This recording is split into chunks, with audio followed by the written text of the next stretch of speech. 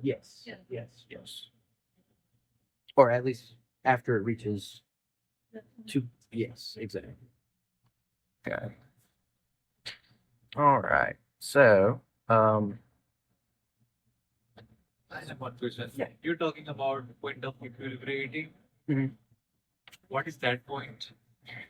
once once your injection port temperatures have reached whatever temperature they should be set to when you get ready to run your samples, once your column oven comes up to that same temperature, and then once your detectors also come up to the temperature that you use for your sample runs.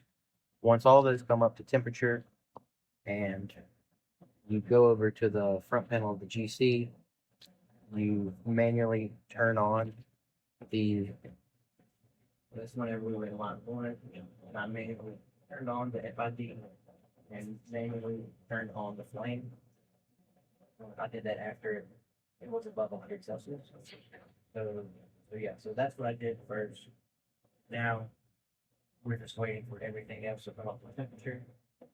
Like I said, I also went over to line two, the PCB detector, and I turned that on. But since it has not reached 200 yet, I have not changed on that. But with that being said, though, so if we were just using the TCD today, we do not have to turn the current on. Sorry. If we were using just the FID today, so if we're only using the FID, there's no need to turn the current on for the TCD. We just have to make sure all the temperatures are on. Because, like I said, since all those heat zones are so close to each other, for the FID and the TCD, that's why. Yeah, they need to be around the same temperatures. Column oven detectors. Injection. No, we're flowing right now. Yeah, no current. Yeah. No, but we are flowing gas. We're flowing gas. Yeah, because remember, since we're heating up the column oven, even though we're not using the TCD, our TCD column. Exactly. Yeah. okay. So yeah, while this is slowly coming up to temperature, like I said, all we're waiting for is the column oven and the TCD. Over here in the detail window on the right hand side, there's a button up here that says select line. That's for line 1 information. This is a line 2 information. Like I said, this information, you can also see it over here. Okay, so. Okay, I'm trying to think where to start first. All right. Let me add something real quick. Add.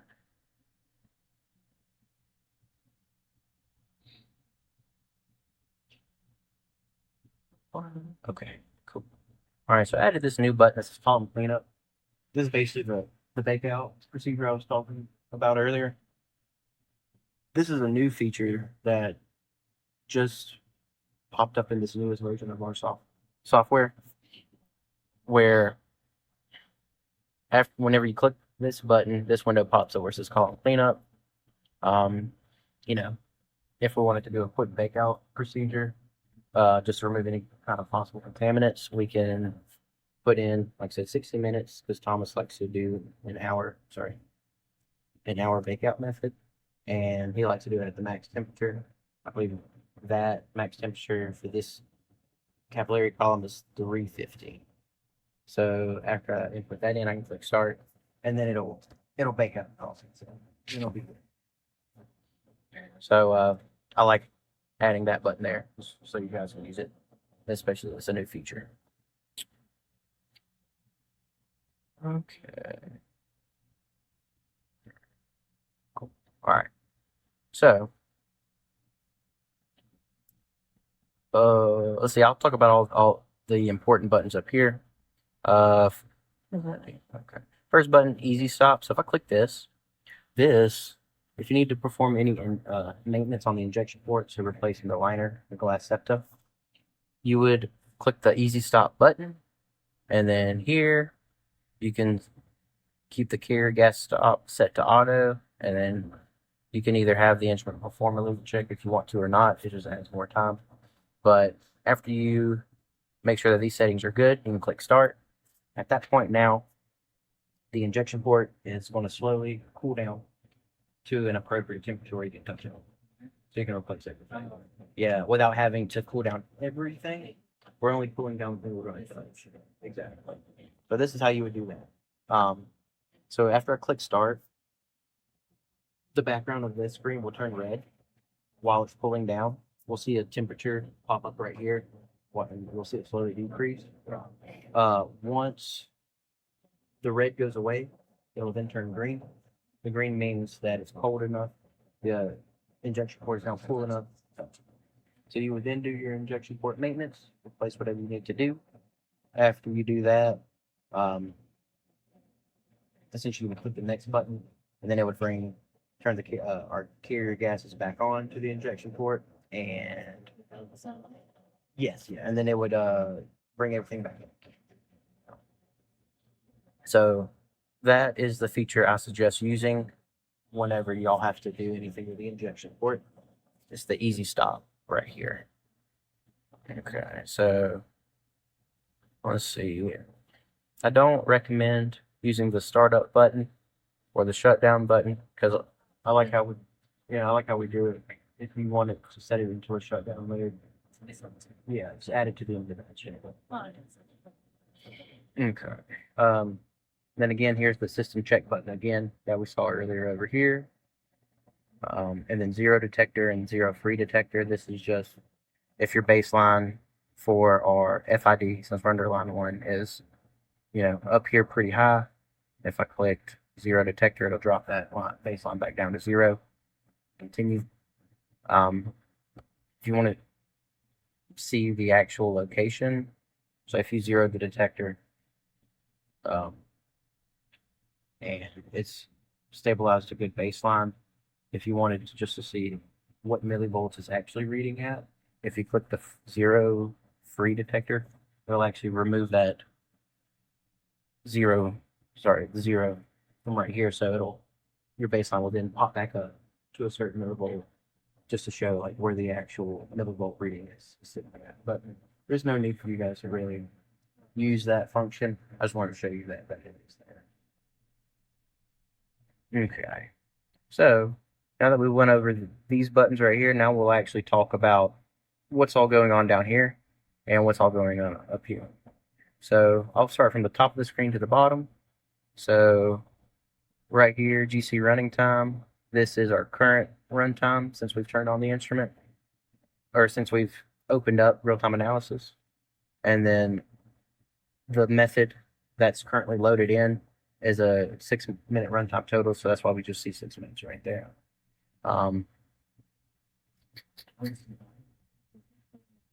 Yes, it's the same. Yeah, and I'll show you more of that info here in a second. Okay. All right, so now while we're looking at the actual live view of the chromatogram, we see this black lettering and then the purple. Yeah, so this one says FID. So that's our FID. Yep. And then here's for the TCD, which is the purple pink. Yeah. So FID, TCD. If we're only performing one analysis type, if you want to, you see how that baseline dropped down to 0 after it reached temperature. Yeah. And see now it says ready right here. That should be green. So now the instrument's ready for us to run FID samples. But yeah, so yeah, after this point, 30 to 40. Yeah. Should be good to go on the IC. Yeah. Okay. Sweet. Heck yeah, man. Just let me know if anything weird happens. I think one of the other guys said he's gonna try to run it today. So. Oh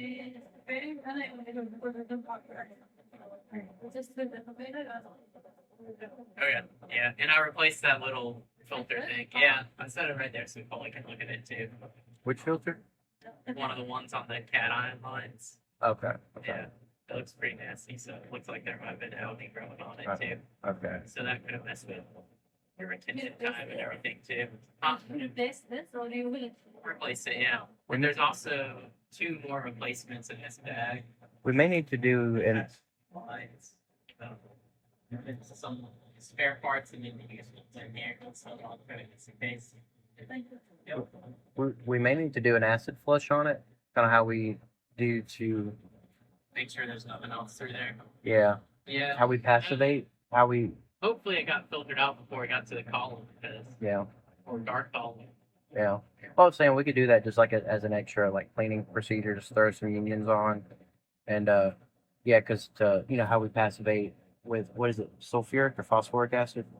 I can't- You'll have to see what's Yeah. compatible with the column or with the columns. Yeah, I'd say like remove Yeah. the columns just to flush if there's any algae in the flow paths. Yeah. We can do the that acid procedure that we did at the installation. Yeah, I forgot what kind it was. Yeah, I've got it in that PowerPoint. Yeah. Yeah. Okay. All right. Let me know if you need any other help with anything. Cool. All right, man. Safe travel. Eat some lunch and get on that. Have fun with that. See y'all later. See you. Cool. Safe travels, man. Thanks. Okay.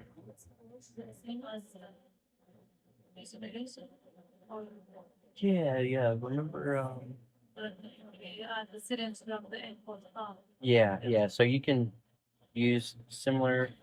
I'm pretty sure it's the exact same acid. I'll have to look at my installation notes to make sure it's the same. But yeah, that's what we did when after we plumbed everything up before we ran. We went through, we flushed everything. Passive, yes. So and the acid just removed any particles. Yeah, to make it neutral. Okay. So going back to this, sorry guys. So if we were just running the FID today and you did not want the TCD chromatogram line there, you can right click in the chromatogram, go down to it's not graph properties. Right click and go to display settings, and then right here where it says PTCD, you can just uncheck the box, apply it, and now we're only looking at the FID. Just keep in mind that if you do this, you'll have to manually apply it when you run the TCD. Okay, so all right. So now that we went over what these buttons are, what this information is, how to change our views. Another thing too, to zoom in into a chromatogram, it's suggested to kind of draw a rectangle like this, because if there are any small peaks, this will kind of just blow them up so you can see them much better. And then if you zoomed in too far and you want to go back to the normal, you can just right click and click initialize zoom, and it goes back to normal. Okay. Yeah, I'm going to change this to millivolts instead of microvolts. That's what everybody works in. Cool. All right. So now we're actually going to talk about method parameters. How to input that kind of stuff in.